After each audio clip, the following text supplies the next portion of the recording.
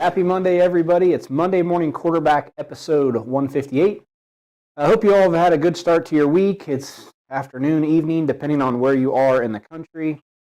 Please shoot us a comment. If you're watching on Facebook or YouTube, shoot us a comment. Let us know what kind of car you're racing or working on, so we know kind of what our audience is like and have a better understanding there. Also, that's a good place to ask your questions throughout tonight's segment, whether it pertains to tonight's topic or not. Ask away. That's what we're here for. Doing this every Monday from now until the season starts. So we haven't really picked an end date, but probably sometime February-ish when we get ready to head to Florida. So hopefully tonight's audio is a little bit better. Got to thank Brian Dunlop. He has stepped up and helped us with some great tech support and ideas on equipment to purchase to improve the broadcast. Certainly not the most tech-savvy guy, but thankfully the racing community is full of lots of great people that are willing to step up and help. So he gave us a lot of great insight on some things for Jack to be able to produce the show better and us to have better audio. So thanks, Brian, for that. Tonight's topic is all about a driver preparing properly for race day. So we've talked a lot in the past about how a mechanic or a crew chief should prepare for race day, but tonight we're going to talk about the steps that a driver should go through and some of the processes a driver should have as part of his routine to get ready for race day, because as everybody knows, the sport gets more and more difficult to win, and the people that are more prepared than their competition are definitely going to win at a higher percentage. So last week we had an opportunity to chat with Chase Randall, who is a young up-and-coming sprint car driver from Texas. We've known Chase since he was a little guy, been building quarter midget shocks for him since he was 5 or 6 years old, and he has had this skyrocket rise to success. As he moved across the ladder, he's kind of won at every platform, but here in the last year or so, he's really put his name on the map at the upper echelons of sprint car racing.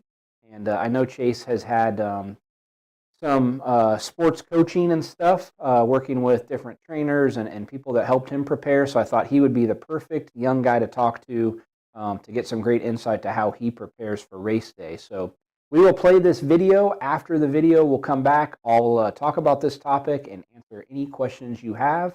So without further ado, here is Chase Randall. He's getting ready for the high limit race tonight at Putnamville. And next week's episode of Monday Morning Quarterback is how drivers mentally prepare for a race. And so we wanted to ask Chase. He's moving up through the ranks. We've known Chase since he was 5 years old. Been building quarter midget shocks for him forever. And now he's a professional race car driver. So he's kind of been trial by fire, rose through the ranks really quick. And so wanted to give his input on this. We know there's a lot of young racers that are trying to do the same thing Chase is doing, and so we feel like this will be valuable for you guys. So Chase, is there anything you do to prepare to go for a race like tonight, like the high limit? I know you've been to Putnamville before, but is there anything you do to prepare yourself for tonight's race? I feel like for each night we go to, I try to always do the same, preparing each one, always researching as much as you can on the racetrack, going to that. If you've been there before or not, it helps if you've been to places. You can kind of see, how the track changes throughout the night and what kind of features it has, that can kind of help you if you've never been to a place before. But kind of watching each video, a lot of videos and researching, going into it.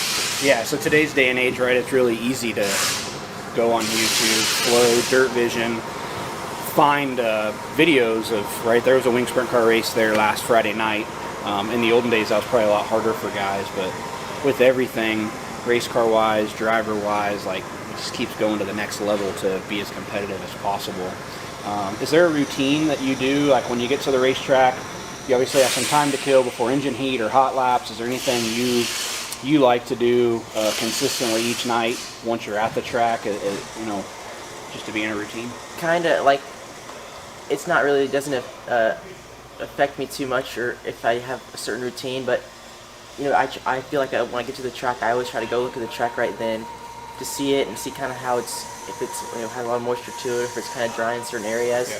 and then I seem like I always clean my helmet right before the driver's meeting. I feel like, because that's just kind of what gets me into the mood. Because I'll take that couple minutes to just kind of mentally prepare and kind of calm down for a little bit before we start going. Yeah. Clean your helmet, tear off, new batteries in the race receiver, all those good things. Yeah. Yeah, I felt like when I raced many moons ago, like a routine always helped, like when you get to the track, and to not be panicked, right? If you do the same thing not like right before hot laps, and you're like, damn, I didn't put my batteries in my race receiver, right? Or if you're just prepared, you do the same thing like a baseball player, right? When he gets up to the plate, he does the same thing. Consistency always helps. This is a very tough sport, right? And you're racing at the highest level now, racing against the best guys in the country that are doing this for a living, and you're just out of high school, and you've had a great season, but there's times where you get in a slump, you're not running quite as good as you want. Is there anything you've found to help yourself stay like motivated and confident, and take the small wins each night to get you through to the next one? I definitely do think that taking the small wins are a huge part, and if you are in a slump or if things aren't going your way, you kind of take each night and see what parts you did good in, and kind of write those down, and those kind of build onto each one to hopefully getting those big ones, and it helps a lot for your confidence as well. You can't be so hard on yourself, and it's really tough out here with like you said, the best guys. So you can't win. You can't win every night. It's just kind of how it is. Yeah. But as much as you can, and leading into that will help a lot.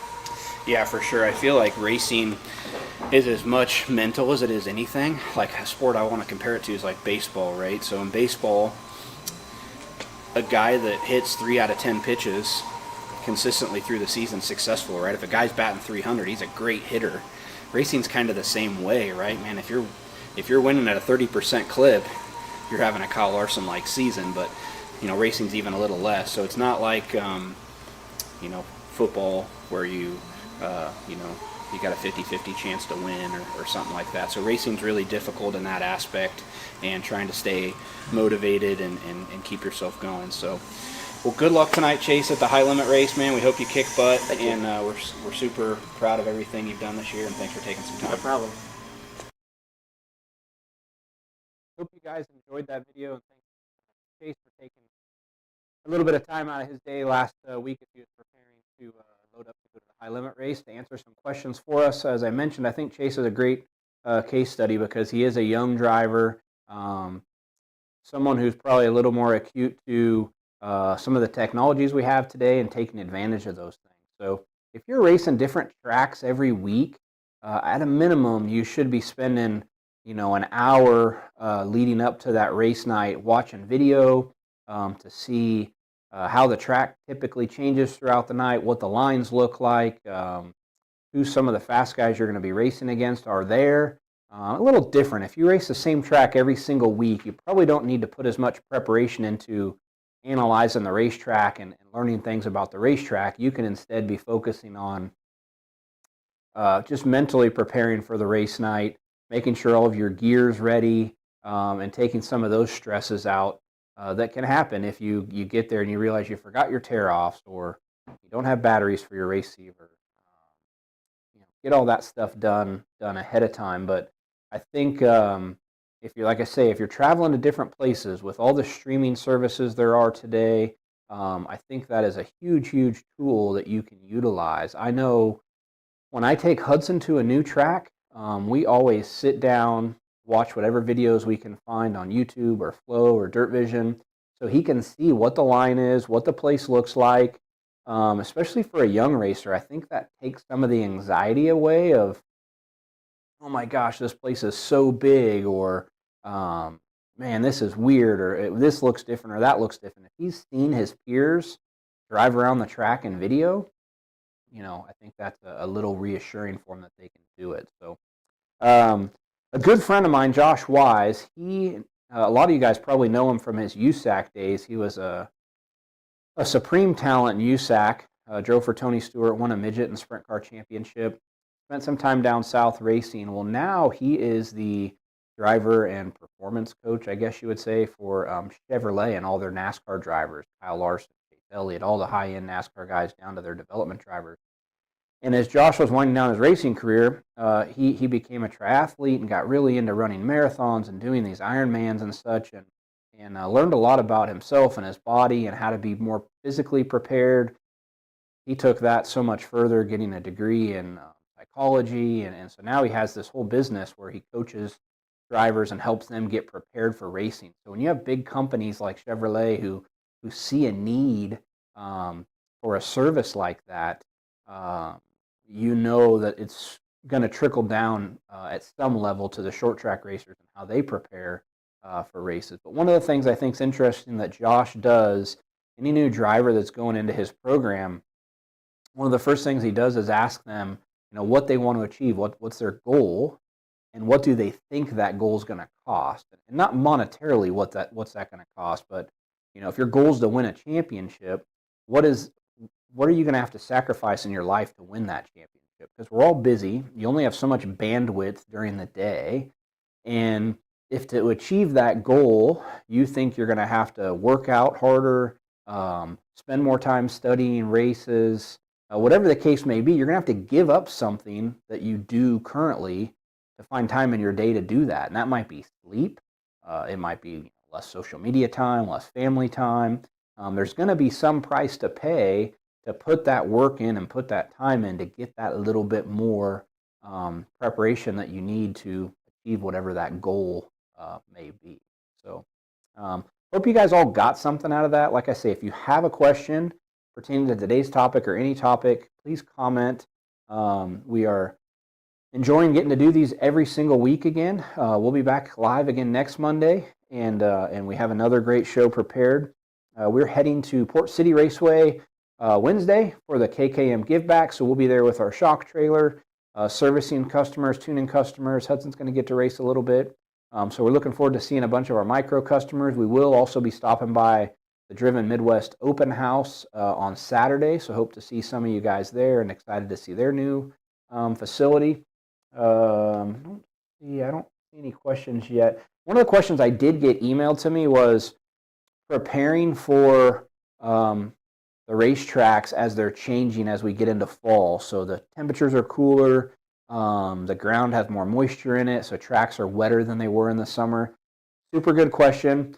I don't think it's next week, but the week after, we have a segment on reading a racetrack. And so we will answer that question in depth on that week on how we go about reading a racetrack, whether you're going to a new track for the first time or just determining how the track is changing and how grip levels are changing throughout the night. So that's in a couple weeks. We'll jump into that. So if nobody has any questions, we'll sign off for tonight. You can watch the previous 157 episodes on our YouTube page. They're all cataloged there. While you're there, please subscribe. That helps us out a bunch. And we hope you all have a fantastic week. And we'll see you again next Monday.